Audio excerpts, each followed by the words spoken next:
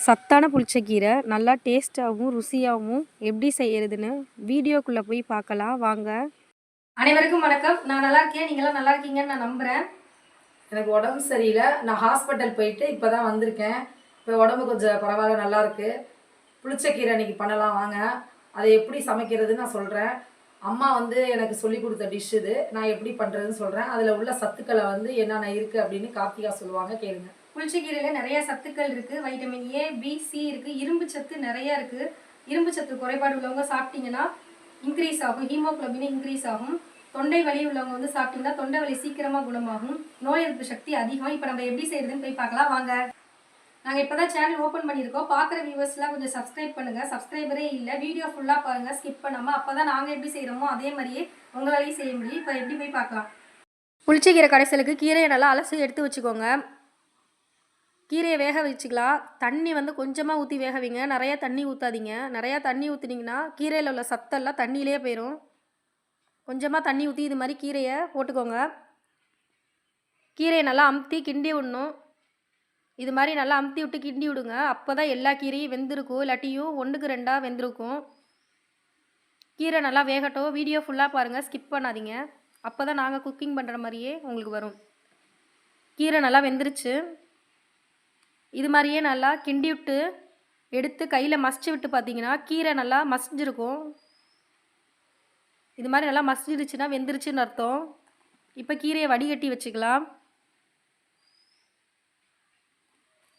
இப்போ கீரையை கடையிறதுக்கு தண்ணி சூடு பண்ணி வச்சுக்கலாம். சுட தண்ணி ஊற்றி தான் கடையணும். பச்சை தண்ணியில் ஊற்றி கடைஞ்சிங்கன்னா நல்லா இருக்காது. இப்போ தாளிக்கிறதுக்கு பார்த்துக்கலாம். எண்ணெய் ஊற்றிக்கோங்க. எண்ணெய் காயிட்டும். அதுக்கு தேவையான பொருள் பார்த்துக்கலாம். வரமிளகாய், பெரிய வெங்காயம் கட் பண்ணி வச்சுருக்கேன், உளுந்து, கடுகு. சிம்பிள் பொருள் தான், நல்லா டேஸ்ட்டாக இருக்கும், செஞ்சு பாருங்கள். எண்ணெய் நல்லா காஞ்சிருச்சு. இப்போ உளுந்து போட்டுக்கலாம். இப்போ கடுகு போட்டுக்கலாம். கடுகும் உளுந்தும் நல்லா பொரியட்டும்.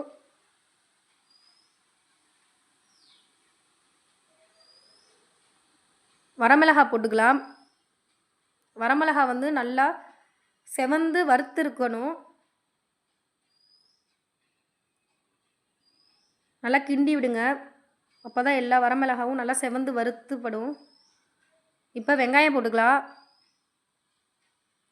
வெங்காயமும் நல்லா வதங்கி இருக்கணும், அப்போ தான் நல்லாயிருக்கும்.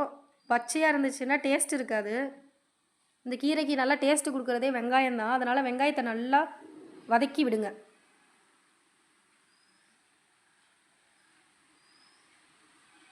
அப்போ உள்ள ஆளுங்கள்லாம் இந்த கீரையை நிறையா பேர் லைக் பண்ணி சாப்பிடுவாங்க. இப்போ உள்ளவங்க யாருமே சாப்பிட மாட்டீங்க. அப்போ உள்ள ஆளுங்கள்லாம் இந்த கீரையை சாப்பிடவும் தான் உடம்புல சத்தாக இருந்துச்சு. இது நோய் எதிர்ப்பு சக்தி அதிகம். இப்போ உள்ள ஆளுங்கள்லாம் கண்டிப்பாக இந்த கீரையை இது மாதிரி செஞ்சு ட்ரை பண்ணி சாப்பிட்டு பாருங்கள். இரும்பு சத்து ரொம்ப ரொம்ப அதிகம். வாரத்துக்கு ஒரு தடவையாச்சும் இந்த கீரையை நீங்கள் சாப்பிட்ணும். இரும்பு சத்து குறைபாடு உள்ளவங்க சாப்பிட்டா நிறையா இன்க்ரீஸ் ஆகும், பிளட்டு இன்க்ரீஸ் ஆகும்.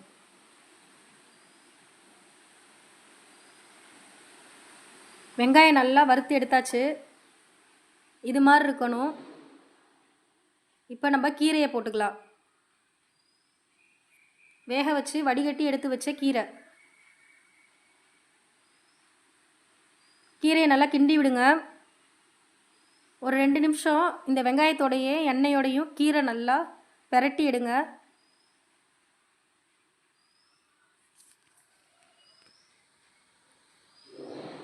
கல்லுப்பு தேவையான அளவு போட்டுக்கோங்க.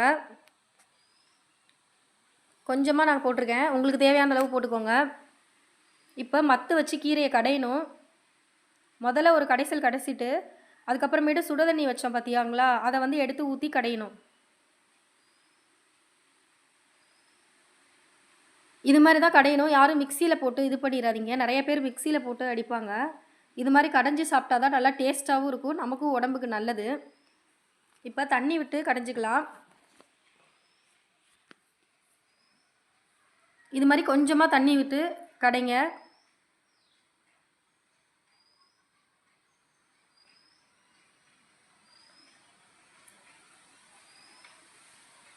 இது மாதிரி செஞ்சு சாப்பிட்டு பாருங்கள், சூப்பராக டேஸ்ட்டாக இருக்கும்.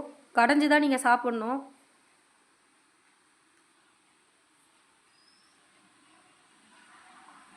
கீரை கடைஞ்சி எடுத்தாச்சு. இப்படி தான் இருக்கும். நீங்கள் வந்து நல்லெண்ணெய் ஊற்றி சாப்பிட்டீங்கன்னா சூப்பராக டேஸ்ட்டாக இருக்கும். ரொம்ப டேஸ்ட்டாக இருக்கும் நல்லெண்ணெய் ஊற்றி சாப்பிட்றப்ப.